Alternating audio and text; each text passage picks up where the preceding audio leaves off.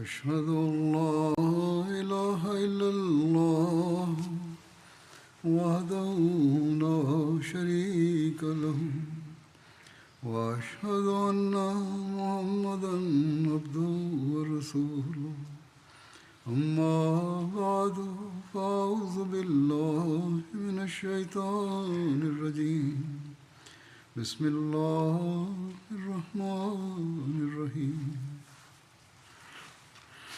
الحمد لله رب العالمين الرحمن الرحيم مالك يوم الدين إياك نعبد وإياك نستعين اهدنا الصراط المستقيم صراط الذين أنعمت عليهم غير المغضوب عليهم ولا الضالين.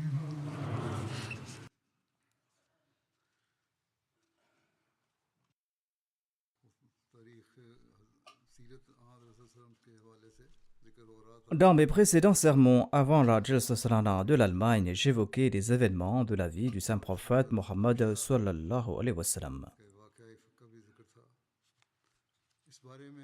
À cet égard, j'avais mentionné l'incident de la calomnie contre Aïcha radhiyallahu anha.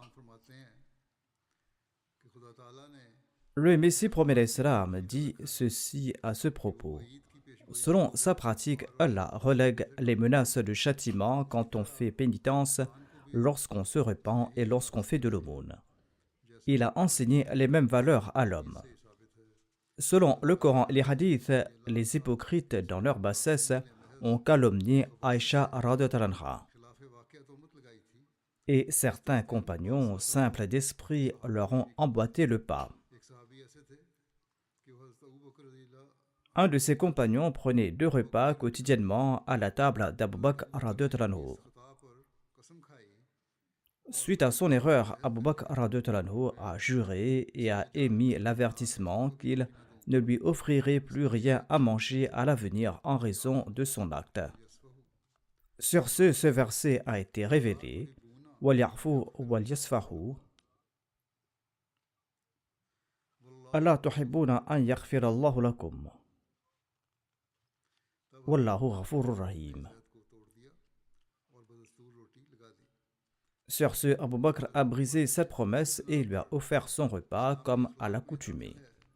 Le Messie promet l'Islam ajoute à ce propos. Annuler une menace qu'on a formulée fait partie des excellences morales de l'islam. Si par exemple l'on a promis de frapper 50 fois son domestique, lui pardonner suite à son repentir fait partie de la sunna de l'islam. Ce sera là une manière de copier les qualités d'Allah. Or l'on ne peut briser sa promesse car l'on aura des comptes à rendre à ce propos, mais cela n'est pas le cas pour une menace de châtiment. Dans son ouvrage Sirat Khatam Nabiyyin, Hazrat Mirza Bashir Ahmad Sahib explique l'incident de la calomnie à la lumière du récit d'Al-Bukhari. Et il déclare à ce propos, ce récit est le plus détaillé et le mieux composé de tous les récits. Les faits qui sont établis à partir des récits rapportés par d'autres narrateurs en partie ont été rassemblés dans ce seul récit. En sus de cela, ce récit offre un aperçu si éclairant de la vie domestique du saint prophète Mohammed paix soit lui, que nul historien ne peut le négliger.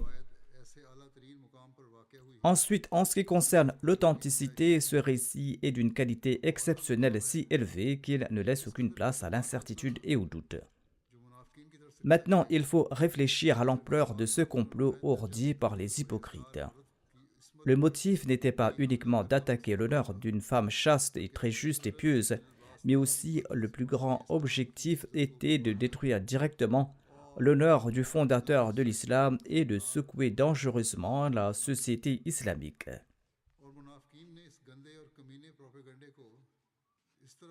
Cette propagande sale et vile a été répandue par les hypocrites de telle manière que les musulmans simples mais loyaux se sont fait piéger par leur tromperie. Ils ont été donc victimes de la tromperie et de la ruse, les noms de Hassan bin Thabit, le poète, Hamna bint Jahash, la sœur de Zainab bint Jahash, et Mista bin Uthatha ont été mentionnés en particulier. Ce pardon, le pardon d'Aïcha radhiyallahu anha, est un témoignage de son caractère élevé. Elle n'a pas gardé de rancune contre eux dans son cœur. On trouve mention qu'après cet incident, chaque fois que Hassan bin Thabit venait rendre visite à Aïcha radhiyallahu anha, elle le recevait gracieusement. Une fois, alors qu'il se présentait devant Aïcha, un musulman nommé Masrouk, qui était également présent, en était étonné.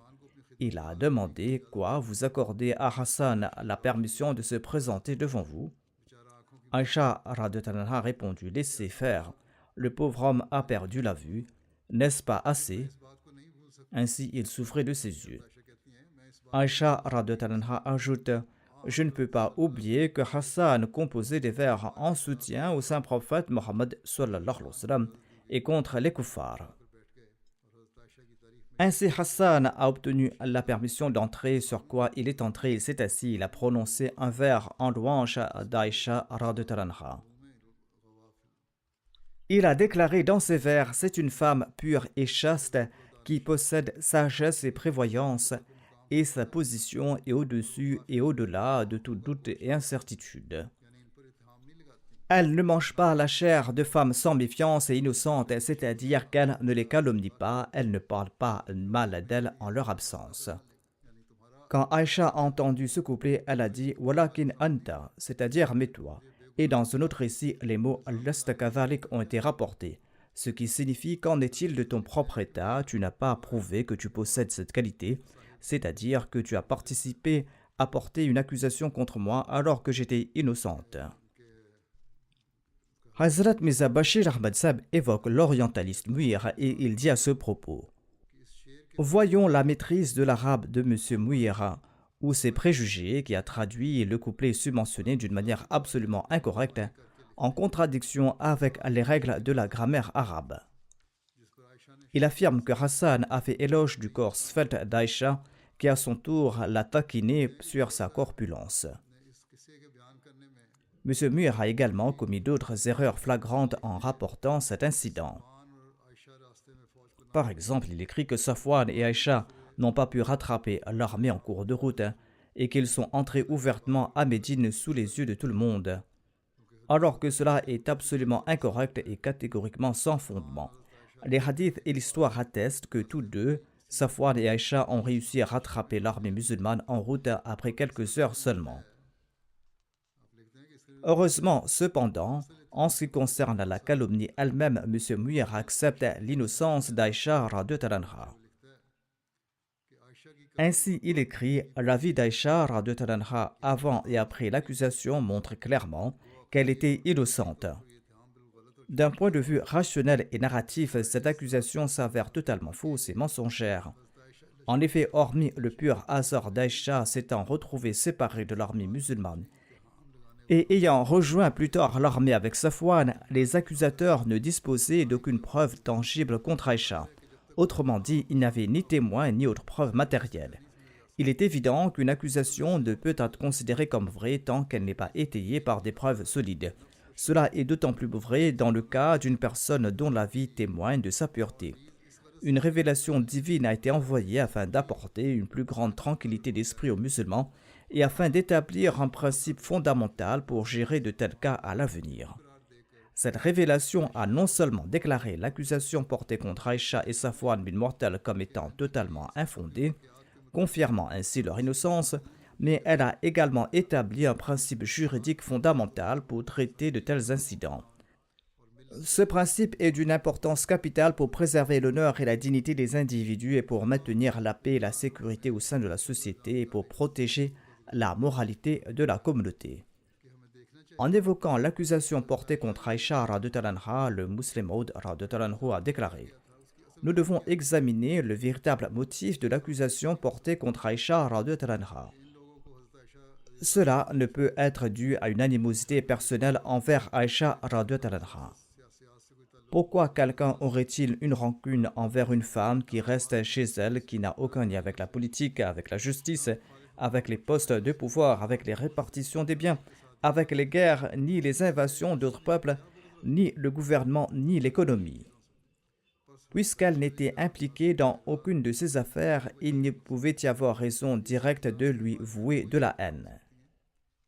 Il ne peut y avoir que deux possibilités concernant cette accusation, soit, et Dieu nous en préserve, cette accusation est vraie, ce qu'aucun croyant ne peut accepter ne serait-ce qu'un instant, surtout après que Dieu ait rejeté cette calomnie depuis le trône, soit cette accusation a été portée contre Aïcha afin de nuire à d'autres individus. Nous devons maintenant réfléchir aux personnes qu'il aurait été avantageux pour les hypocrites et leurs chefs de diffamer, et à celles contre lesquelles il aurait pu ainsi exprimer leur hostilité.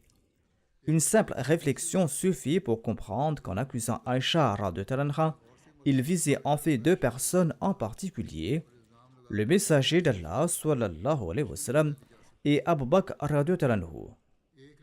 En effet, elle était à la fois l'épouse du saint prophète Mohammed sallallahu alayhi wa sallam et la fille d'Abu Bakr radhiyallahu anhu. Ces deux personnalités étaient telles que leur diffamation pouvait servir les intérêts politiques et les hostilités de certaines personnes. Ou bien certains avaient des objectifs personnels liés à leur diffamation. Car en soi, la diffamation d'Aïcha radhiyallahu anha ne pouvait intéresser personne d'autre. Au maximum, cela aurait pu concerner ses coépouses, c'est-à-dire les autres épouses du saint prophète Mohammed sallallahu alayhi wa sallam. On pourrait supposer que peut-être les coépouses d'Aïcha radhiyallahu anha auraient joué un rôle dans cette affaire afin de la discréditer aux yeux du saint prophète Mohammed paix soit lui et afin de se faire une renommée à ses yeux. Mais l'histoire témoigne que les coépouses d'Aïcha radhiyallahu anha n'ont pris aucune part dans cette affaire. Aïcha radhiyallahu anha déclare que Zainab était sa rivale et son adversaire parmi les épouses du saint prophète Mohammed sallallahu alayhi wa sallam. Elle considérait aucune autre épouse comme sa rivale car c'était Zainab qui parlait le plus. Aïcha radhiyallahu anha a dit qu'elle n'oublierait jamais cette faveur de Zainab. Lorsque l'accusation a été portée contre elle, c'est Zainab qui a été la plus ferme à la réfuter. Ainsi donc, seules les coépouses d'Aïcha radhiyallahu anha pouvaient nourrir de l'inimitié à son égard. Elles auraient pu y prendre part si elles le souhaitaient afin de discréditer Aïcha aux yeux du saint prophète Mohammed sallallahu alayhi wa sallam et afin de se promouvoir aux yeux de l'envoyé d'Allah, paix soit lui. Mais l'histoire prouve qu'elles n'ont joué aucun rôle à cet égard. Chacune d'entre elles qu'on interrogeait concernant Aïcha ne faisait que louer Aïcha radhiyallahu anha.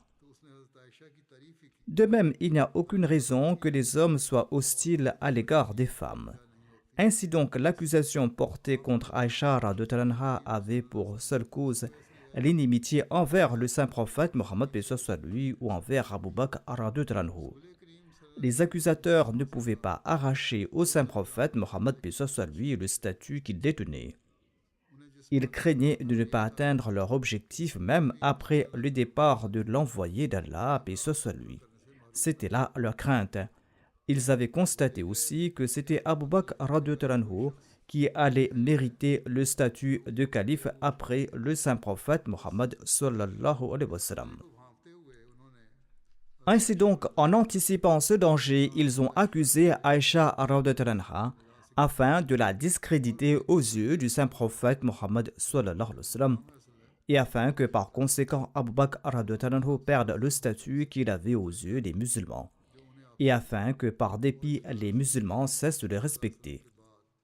Ainsi, il serait impossible pour Abu Bakr radhiyallahu anhu d'être élu calife après le décès du saint prophète Mohammed sallallahu alayhi wa sallam. C'est la raison pour laquelle Dieu a mentionné le califat après l'incident de la calomnie contre Aïcha radhiyallahu anha dans la sourate An-Nur. Selon les hadiths, les compagnons disaient entre eux que c'était Abu Bakr radhiyallahu anhu qui était le plus éminent après le saint prophète Mohammed sallallahu alayhi wa sallam. Selon les hadiths, le saint prophète Mohammed paix soit lui a dit une fois à Aïcha radhiyallahu anha: Ô Aïcha, je souhaitais nommer Abu Bakr radhiyallahu anhu après moi, mais je sais qu'Allah et les croyants ne seront satisfaits de personne d'autre hormis lui. C'est pour cette raison que je ne me suis pas prononcé à ce propos. C'est-à-dire qu'Abu Bakr sera certainement choisi comme calife. Par conséquent, les compagnons savaient avec certitude qu'Abu Bakr était le plus éminent après le saint prophète Mohammed paix soit lui et qu'il était éligible à devenir calife après lui. À la Mecque, la question du gouvernement et de son système ne se posait pas. Mais après l'arrivée du saint prophète Mohammed sallallahu alayhi wa sallam à Médine, un État a été établi et tout naturellement, les hypocrites ont commencé à se demander si un calife ne succéderait pas au prophète sallallahu alayhi wa sallam pour perpétuer le système islamique et leur faire connaître la destruction permanente. Les opposants, dont plusieurs espoirs avaient été anéantis par l'arrivée du saint prophète paix soit lui à Médine, ont commencé à réfléchir à ce propos. L'histoire atteste que les deux tribus arabes Aws et Khazraj à Médine étaient en conflit perpétuel et se livraient à des combats et à des massacres. Réalisant que ces querelles affaiblissaient leur pouvoir, ces tribus ont décidé de faire la paix et de s'unir sous la direction d'un seul roi. Les Aws et les Khazraj ont conclu donc un traité et ils ont décidé de faire d'Abdullah bin Ubay bin Saloul le roi de Médine. Ainsi donc, les préparatifs pour le couronnement d'Abdullah bin Ubay ont été lancés. C'est alors que des pèlerins de Médine, de retour de la Mecque, ont annoncé l'avènement du saint prophète Mohammed paix soit lui, le prophète de la fin des temps. Il y a eu des discussions sur la revendication du saint prophète Mohammed sallallahu alayhi wa sallam. Quelques jours plus tard, d'autres personnes se sont rendues à la Mecque pour prêter allégeance au saint prophète Mohammed sallallahu alayhi wa sallam. Ils ont ensuite demandé au saint prophète Mohammed paix soit lui d'envoyer un enseignant pour les instruire et pour leur prêcher l'islam. Le saint prophète Mohammed sallallahu alayhi wa sallam leur a envoyé un compagnon comme missionnaire et de nombreux Médinois ont par la suite embrassé l'islam. À cette époque, le saint prophète Mohammed paix soit lui et ses compagnons subissaient de grandes persécutions à la Mecque. Les habitants de Médine lui ont demandé alors de venir s'installer parmi eux. Le saint prophète paix soit lui et ses compagnons ont émigré ainsi à Médine, mettant ainsi fin au projet de couronnement d'Abdullah bin Ubay bin Saloul. En effet, ayant trouvé en le prophète le roi des deux mondes, les habitants de Médine n'avaient plus besoin d'un autre souverain. Quand Abdullah bin Ubay bin Saloul a constaté que la possibilité pour lui de devenir roi disparaissait, il était furieux. Quoiqu'en apparence il avait rejoint les rangs des musulmans, il n'a cessé de comploter afin de nuire à l'islam. Étant donné qu'il ne pouvait plus rien faire, son unique désir était de devenir roi de Médine après le décès du saint prophète Mohammed sallallahu alayhi wa sallam. Mais Dieu a mis fin à ses ambitions, car son propre fils était un croyant sincère, ce qui signifiait que même s'il parvenait à devenir roi, le pouvoir reviendrait inévitablement aux musulmans après lui. De plus, Dieu l'a humilié d'une autre manière. Dès qu'un nouveau système s'est établi parmi les musulmans, ils ont commencé à poser diverses questions au saint prophète Mohammed paix soit lui concernant la gouvernance islamique, concernant l'avenir de l'islam après lui et sur ce que les musulmans devraient faire à ce sujet. Quand Abdullah bin Ubay bin Saloul a vu cette situation, il a eu peur de n'avoir aucune part dans l'État islamique qui sera établi après le saint prophète Mohammed sallallahu alayhi wa sallam. Et il voulait changer cette situation. Quand il a réfléchi, il a constaté que c'est Abu Bakr qui pourra maintenir l'État sur les principes islamiques. Et c'est vers lui que se tourneront les musulmans après le saint prophète Mohammed sallallahu alayhi wa sallam. Les musulmans le considèrent le plus honorable parmi eux. Par conséquent, son recours a été de diffamer Abu Bakr radhiyallahu anhu et de le discréditer aux yeux du peuple et aussi aux yeux du saint prophète Mohammed sallallahu alayhi wa sallam. Le fait qu'Aïcha radhiyallahu anha ait été laissée derrière lors de cette bataille lui a offert cette occasion, l'occasion d'entreprendre son vil dessein.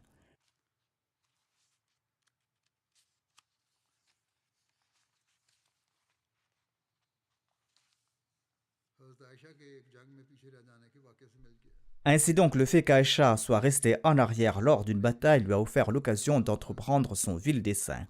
Cet odieux personnage a porté contre elle une sale accusation mentionnée de manière allusive dans le Saint-Coran, mais de manière détaillée dans les hadiths. L'intention d'Abdullah bin Ubay bin Saloul était d'humilier Abu Bakr radhiyallahu anhu aux yeux du peuple et de nuire à sa relation avec le saint prophète Mohammed paix soit lui et de porter un coup à ce système dont l'établissement lui paraissait inévitable et dont l'établissement détruirait ses espoirs. L'hypocrite considère que sa propre mort est lointaine et spécule sur la mort des autres. C'est pourquoi Abdullah bin Ubay bin Saloul considérait lui aussi que sa mort était lointaine et il ignorait qu'il mourrait du vivant même du saint prophète Mohammed sallallahu alayhi wa sallam. Il avait l'habitude de spéculer que si le saint prophète Mohammed paix soit lui mourrait, il deviendrait le roi d'Arabie. Mais il a constaté que la vertu, la piété et la magnanimité d'Abu Bakr radhiyallahu anhu étaient reconnues par les musulmans. Quand le saint prophète Mohammed paix soit lui ne venait pas pour diriger la prière parmi les fidèles, c'était Abu Bakr radhiyallahu anhu qui le faisait à sa place. Et si les musulmans n'avaient pas la possibilité de demander une fatwa au saint prophète Mohammed paix soit lui, ils se tournaient vers Abu Bakr radhiyallahu anhu. Face à ce constat, Abdullah bin Ubay bin Saloul, qui espérait devenir roi plus tard, était très inquiet et il voulait y remédier. Afin de résoudre cette affaire et de porter atteinte à la renommée d'Abu Bakr radhiyallahu anhu et à sa grandeur aux yeux des musulmans, il a accusé Aïcha radhiyallahu anha afin que le saint prophète paix soit lui ressente de la haine à l'égard d'Aïcha radhiyallahu anha et afin d'amoindrir en conséquence l'honneur dont jouissait Abu Bakr radhiyallahu anhu aux yeux du saint prophète Mohammed paix soit lui et des musulmans, et ce afin de détruire toute possibilité qu'il soit élu calife par la suite. Liant l'incident de la calomnie au califat d'Abu Bakr radhiyallahu anhu, Hadrat Muslim Maud radhiyallahu anhu explique ceci quant à lui. Il déclare que le même sujet est mentionné du début de la sourate An-Nur jusqu'à sa fin. Tout d'abord, Dieu a mentionné l'accusation portée contre Aïcha radhiyallahu anha. Le but principal de cette accusation était d'humilier Abu Bakr radhiyallahu anhu et de nuire à sa relation avec le saint prophète Mohammed paix soit lui et de le déshonorer aux yeux des musulmans afin qu'il ne puisse devenir calife après le saint prophète Mohammed sallallahu alayhi wa sallam.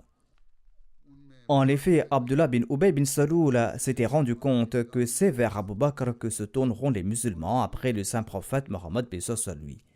Si le califat est établi par l'entremise d'Abu Bakr radhiyallahu anhu, les rêves de royauté d'Abdullah bin Ubay bin Saloul ne seront jamais réalisés. C'est pourquoi Allah a mentionné le califat après avoir évoqué cette accusation et il a déclaré que le califat n'est pas une monarchie. Le califat est un moyen de maintenir la lumière divine. Par conséquent, Allah a gardé son établissement entre ses mains. Sa perte est la perte de la lumière de la prophétie et de la lumière de la divinité. Ainsi, il établira définitivement cette lumière et il ne permettra jamais que la monarchie soit établie immédiatement après la prophétie. Allah élira comme calife la personne de son choix, car il promet de prolonger le temps de la lumière en établissement non pas un, mais plusieurs individus de parmi les musulmans comme calife. Ainsi, si vous voulez porter des accusations, accusez donc à volonté. Mais vous ne pourrez pas mettre fin au califat ni priver Abu Bakr de sa position de calife. En effet, le califat est une lumière, un moyen par lequel la lumière d'Allah se manifeste. Comment un être humain pourrait-il éteindre une telle lumière avec ses propres moyens? Le Messie promet l'Islam déclare quant à lui, les prophètes que la paix soit sur eux connaissent la même situation.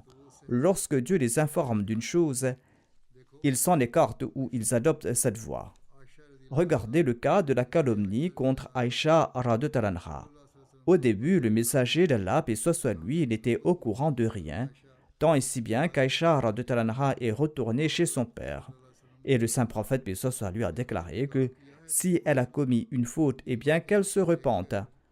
En voyant ces événements, il est clair que le prophète d'Allah, paix soit sur lui, était dans une grande angoisse. Mais ce secret ne lui a été dévoilé que plus tard. Et ce n'est qu'après que Dieu a révélé l'innocence d'Aïcha radhiyallahu anha en disant Al-Khabithatu lil-Khabithina, wal-Khabithuna lil-Khabithat, wat-Tayyibatu lit-Tayyibina, wat-Tayyibuna lit-Tayyibat. Le fait que la vérité sur la calomnie ait été révélée, cela change-t-il quelque chose à la grandeur du saint prophète Mohammed paix soit lui? Absolument pas. Celui qui nourrit de tels doutes est injuste et un mécréant, et cela frise la mécréance. Le saint prophète Mohammed paix soit lui et les autres prophètes n'ont jamais prétendu connaître l'invisible. Connaître l'invisible est l'apanage de la personne de Dieu. Si ces gens étaient familiers avec la sunna des prophètes, ils ne feraient jamais de telles objections. Le Messie premier d'Islam a également réduit au silence ceux qui le critiquaient. On trouve également mention que le messager d'Allah sallallahu alayhi wa sallam a réconcilié les chefs d'Aws et de Khazraj.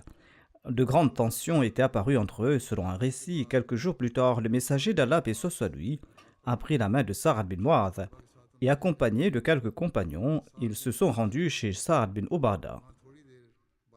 Ils ont discuté là-bas pendant un certain temps. Sa'ad bin Ubadah a offert un repas. Le messager d'Allah, paix soit lui, Sa'ad bin Mu'adh et les compagnons en ont consommé. Ensuite, le saint prophète Mohammed, paix soit lui, est reparti. Quelques jours plus tard, il a pris la main de Sa'ad bin Ubadah et il s'est rendu chez Sa'ad bin Mu'adh, accompagné de quelques compagnons. Ils ont parlé pendant un certain temps. Ensuite, Sa'ad bin Mu'adh a offert un repas. Le saint prophète, paix soit lui, Sa'ad bin Ubadah et les autres compagnons ont consommé ce repas. Ensuite, le saint prophète, paix soit lui, est retourné. Le but de ces visites était de mettre fin à la rancune qui s'était installée entre les deux hommes. En visitant chacun d'eux à tour de rôle et en partageant un repas, le saint prophète Mohammed paix soit lui a favorisé la réconciliation et l'unité entre eux.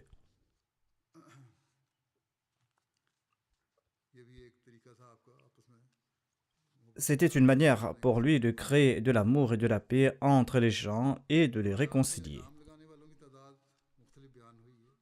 Le nombre de ceux qui ont porté l'accusation varie selon les hadiths. Dans un hadith d'Ibn Abbas, le nombre de ceux qui ont accusé Aïcha est fixé à 3. Selon un autre hadith d'Ibn Abbas, ce nombre varie entre 3 et 10. Ibn Uyayna a mentionné 40 personnes, tandis que Mujahid a indiqué un nombre entre 10 et 15. Concernant le châtiment de ceux impliqués dans l'affaire de la calomnie, un hadith rapporté par le Sunan d'Abi Daoud mentionne que le saint prophète Mohammed paix soit lui a ordonné la punition pour la calomnie à l'encontre de 2 hommes et d'une femme qui avaient propagé des rumeurs de fornication. Il s'agissait de Hassan bin Thabit et de Mista bin Uthatha.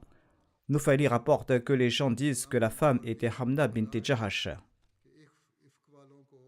Al-Mawardi a indiqué qu'il y a des divergences d'opinion concernant l'application de la peine à ceux impliqués dans l'affaire du Ifk.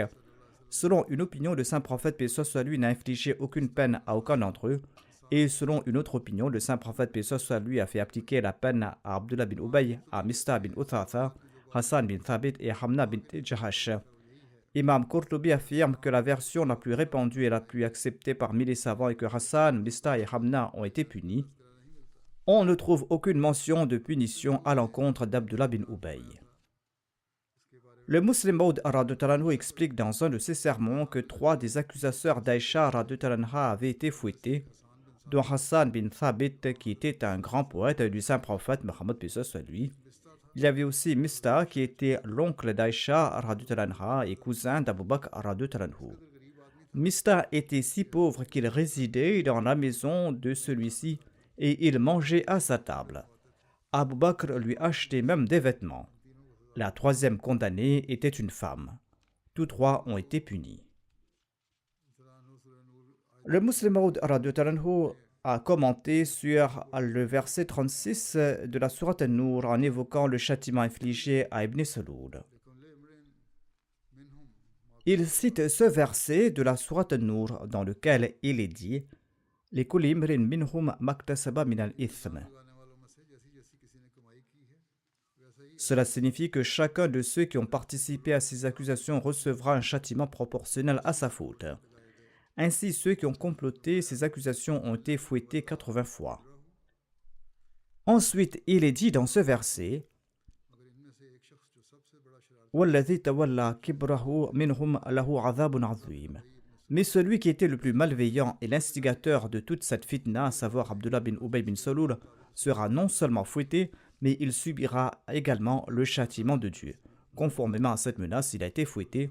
Ensuite, il a été frappé par le châtiment d'Allah et il est mort durant la vie même du messager d'Allah sallallahu alayhi wa sallam. Ici se terminent ces récits.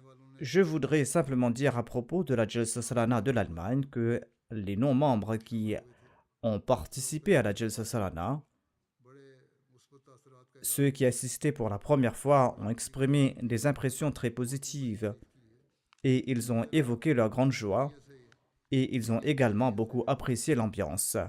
De même, grâce aux médias et aux nouvelles, le message de l'Ahmadiyya et de l'islam authentique a été transmis à des millions de personnes.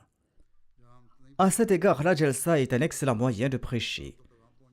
La Jalsa permet de transmettre le message de l'islam là où nous ne pouvons pas le faire. Qu'Allah fasse que cela produise de bons résultats à long terme.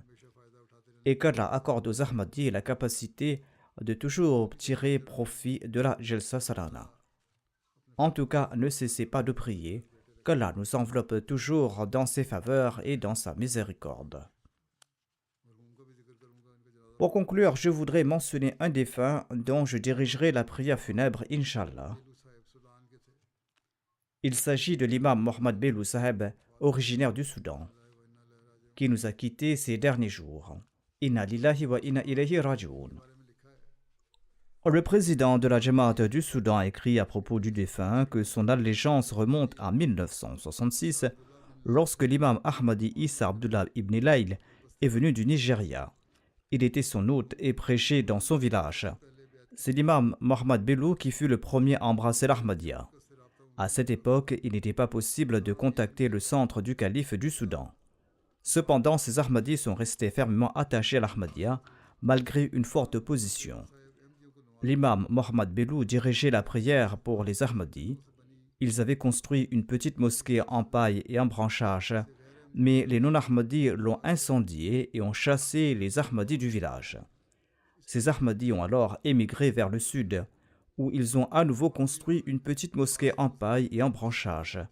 Là aussi, ils ont fait face à l'opposition et les adversaires ont brûlé leur mosquée de nouveau et les ont expulsés de là.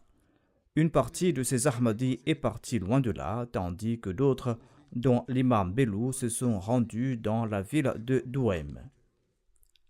Là-bas, ces Ahmadis se sont rendus chez Abdullah bin Iwaz Qasim, le principal de l'université Bart ar-Rida. Cependant, sa famille s'est opposée aux Ahmadis et sa famille a expulsé les Ahmadis.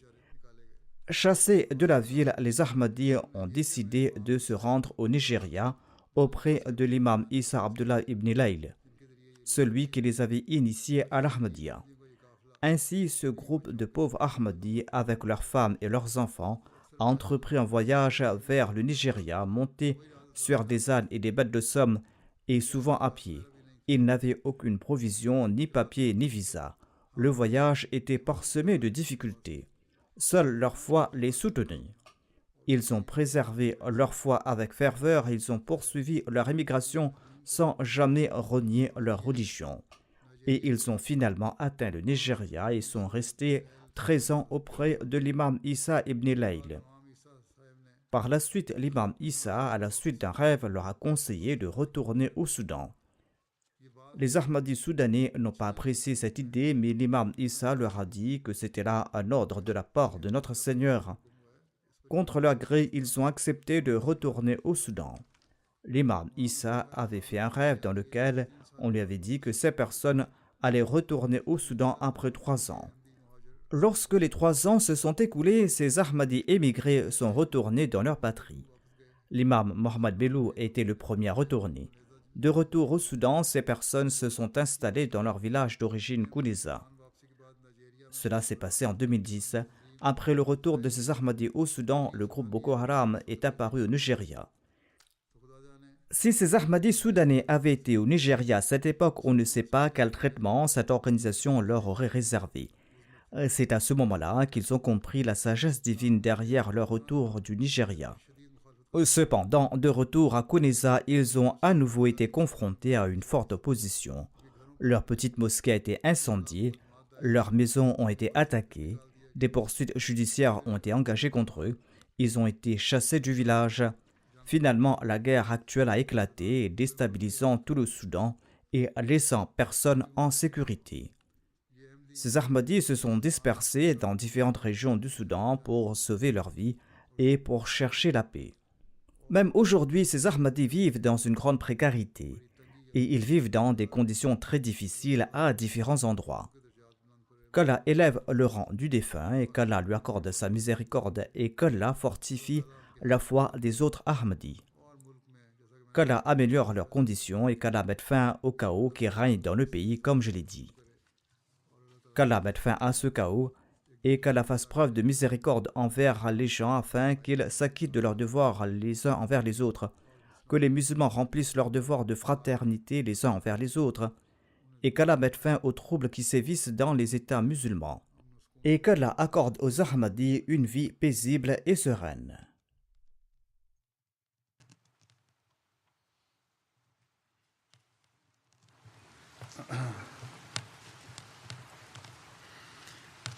Alhamdulillah, alhamdulillah, nahmaduhu wa nasta'inuhu wa nastaghfiruhu wa nu'minu bihi wa natawakkalu alayhi wa na'udhu billahi min shururi anfusina wa min sayyiati a'malina.